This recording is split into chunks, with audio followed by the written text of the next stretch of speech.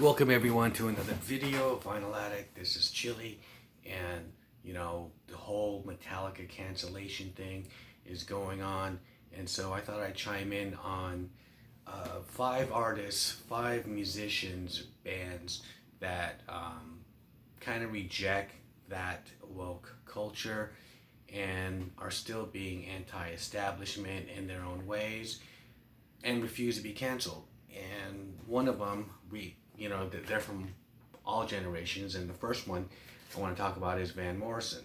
And he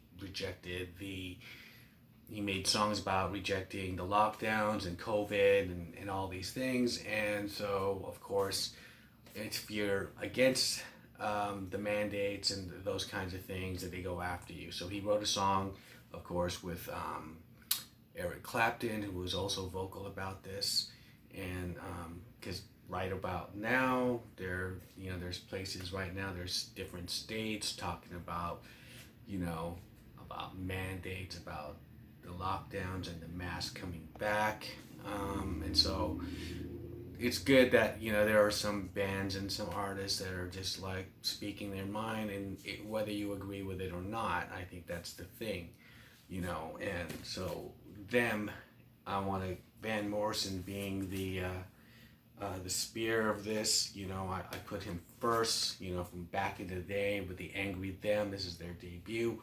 This is where, his anti-establishment started, just like go fuck yourself, and, and he's still doing it today. So we got Them, the Angry Young Them is the first one. Now, another band, and it seems like it's like English artists that are like this, and are more so vocal about saying, hey, go fuck yourself, whether it's Johnny Rotten, or Morrissey of the Smiths. That's another one I should have chosen here.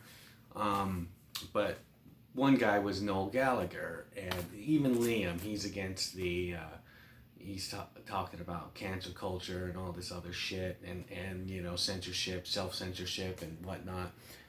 But Noel was very vocal about the mask, and he was talking about like people are asking him to put a mask on. He said, go fuck yourself, I ain't gonna put a mask on. And he doesn't care if he gets the virus or whatever, the shit he was saying. And he was just like, he was just pretty much throwing back facts, how it doesn't add up. It's kind of stupid how, once I sit down and eat at a restaurant, the virus disappears. And he was just kind of questioning things like that. And of course, when you start questioning things, and then you could really feel what the establishment is about when, they go after you and say, hey, you're not agreeing with what we're trying to sell here.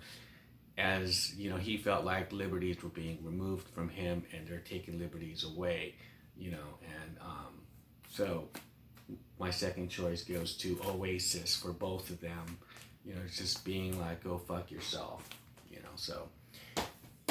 And again, we have Roger Daltrey, a band from the legendary band The Who, who's made a conscious decision when they were coming up to destroy shit, and whether it's their guitars on stage or whatever, and then just kind of say go fuck yourself as well. And Roger Daltrey was being very vocal about just the state of he was really talking shit about the Z generation, Generation Z, or these millennials. I don't know which one he was really pinpointing, but he was just saying how fucked up it is, and that in making music, you have to, you should be able to say whatever you want to say. And he was also talking about like these protest songs that they had in the past. It seems like, they're all for being for the establishment, and that is dangerous, because what they're setting up right now, as far as like, you can't say this because you'll make someone feel a certain way, and all this other crap, and them going back and like doing what they did with Metallica. He's just saying he's against it, and he just he's very vocal about it. And so I chose the Who's Live at Leeds to celebrate that, and you know, we need more artists out right now. And one of them back in the day was Dee Snider. You know, he went on to the PMRC hearings, which is the Parental Music Resource Center, which was put together by Tipper Gore, Al Gore's wife. So this was coming from the left.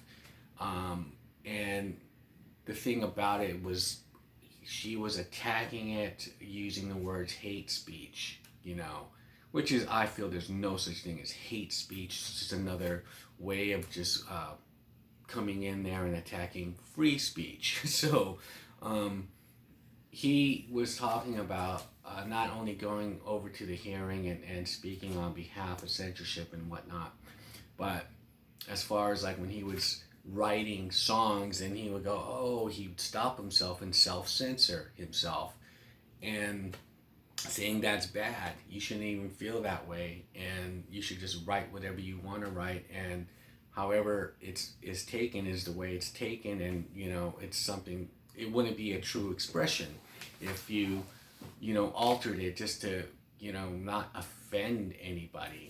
And there's some artists, there's what's the other artist today that's doing that, Falling in Reverse. The vocalist was very vocal about that, which is really cool. It's good to hear that there's new artists and recent artists that are doing, standing up against this. And so he was saying that back then, and he's still saying it now, which is cool. And so my fourth choice is Dee Snider and Twisted Sister, Stay Hungry.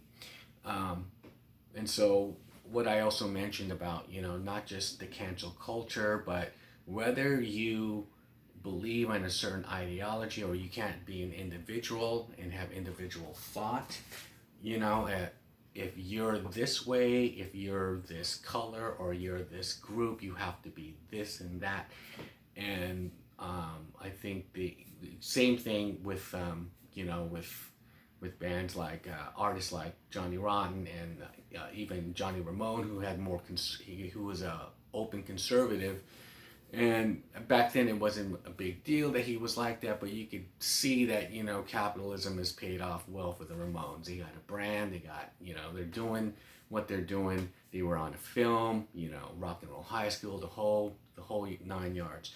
So this goes back to now as far as like Kanye West, who, you know, his thinking is different. So whether he never endorsed Trump, but since he was just, you know, wearing a hat or just trying to fuck with them, the left media, he was talking about the media, and just pretty much, I think, you know, he's kind of a guy who wants to stir shit up anyway and get a lot of press, a lot of attention, and whatever, you know what I mean? And he since has become a multi-billionaire, you know, recently, so he has not been stopped, you know, and he even said, I was canceled before cancel culture, you know, so, you know, big ups to, you know, Kanye West is saying, hey, go fuck yourself, you know. And he had that one concert last year I was watching on Amazon Prime when he was at the LA Memorial Coliseum. It was just sold out. Like it was crazy. So, you know, he spoke his mind, and he does what he wants to do. He's a, you know, self-made man, and so he's like, go fuck yourself. And we need more of that. We need whether it's coming from hip hop or coming from punk or coming from just even, you know, even just some pop stars just wanted to say, hey, you know, I don't want to agree with this. I don't want to, you know, I really feel this way, and, you know, not to be afraid to just say, hey, you know what, we all could think a certain way or whatnot. And I know that, you know, there's some artists that, you know, kind of invite the censorship, you know, because it can make things more better as far as sales are concerned. I mean, this happened with Madonna in 1990 when her video was banned from MTV for Justify My Love. They were saying that it was just too overtly almost pornographic, and what she did was, was very smart. She took her video and she put it on a video distribution to sell it on video, and it sold a lot, sold a lot of copies, same thing as putting the what do you call it on the sticker, which what the PMRC was trying to do anyway for parental rights or whatnot, and they settled for that, and it made kids want to go buy the album if it had that parental advisory sticker on it. So like when they're banning stuff or just telling you to change your album cover, like Jane's Addiction, or I think they took the song off of the Body Count album, the metal band that Ice-T had back in the day, like 1990, and Cop Killer. But the thing is, it survives still. You could still hear it, and he'll play it on the show. You can never get rid of something, like the whole Rolling Stones controversy, when Keith was asked about removing brown sugar from their playlist or whatever. I mean, they dealt with this in China. It was on their video for the Bigger Bang tour, where the home video collection, where they're in China and they're told to, like, they were giving a list of songs. You can't play this and you can't play that, and there was like weird reasons. They didn't have any reasons, but it was just like, what's this song doing on there? But but Mick was just like, oh well, we could still play Bitch, and we got so many songs that doesn't really fucking matter. We could play songs that are just just as subversive as the ones that they think are subversive, and could destroy the minds of the millions of Chinese listeners. And so they're saying that about brown sugar, and he's just like, I don't even care, just like I don't want to deal with you. It's just that. And for me, a lot of fans were just taken to the internet on their site, because on their last tour, on every tour, the fans could choose a song, and they usually give you 4 songs to choose from, the Stones, but they were just kind of just saying, no, we want to hear Brown Sugar now because this and that. For me personally, I didn't care about Brown Sugar. I've heard that so many fucking times, and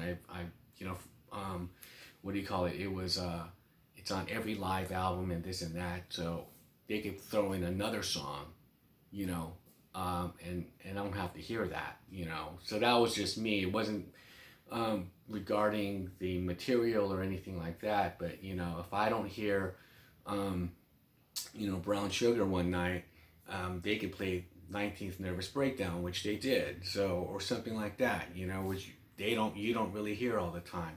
So with the Stones, they're unstoppable. But the thing is, the song is going to be streamed anyway, and it's going to be heard anyway. They can't cancel the song. They can't cancel the Stones.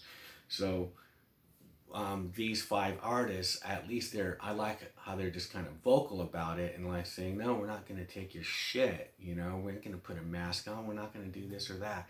And that's how the spirit of rock and roll survives, especially now in this time. We need that. So that's my video for today. Like, comment, subscribe if you haven't, and I'll see you guys in the next video. Peace.